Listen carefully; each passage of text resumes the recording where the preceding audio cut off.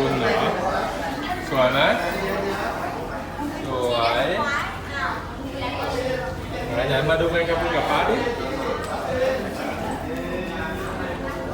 ไหนชี้ดิไหนแมงกะพรุนไหนปลาผีเสื้อใช่แล้วอย่างคือเขาหายากมาก ปลาผีเสื้อเหรอ ที่อุดมสมบูรณ์มาก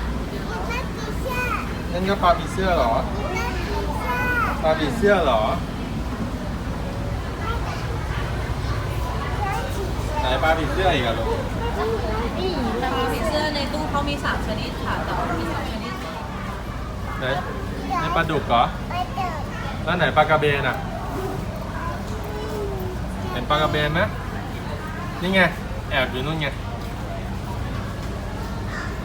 เห็นปลาสิงโตไหมไหนปลาสิงโต เป็นปลาสิงโตค่ะ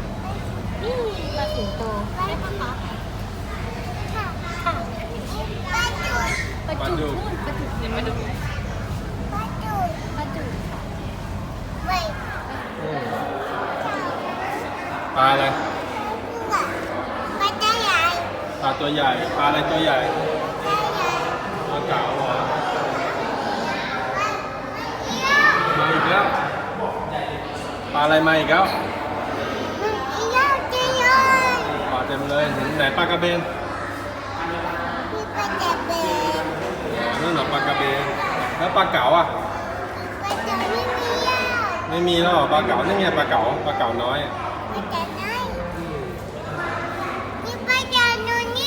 ปลาเก๋าอยู่นี่แล้วไหนปลากระเบนไหนปลากระเบน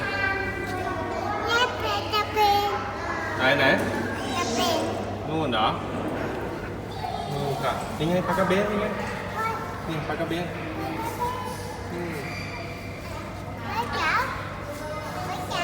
ไหนปลาเก๋านี่ไงปลาเก๋าน้อยมาแล้ว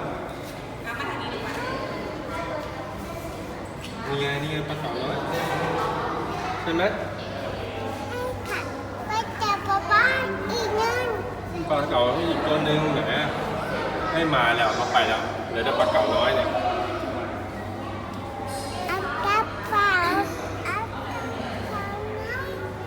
ปลากระเบน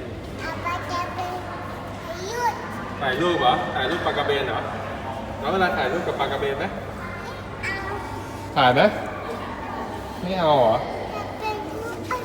โอ้ย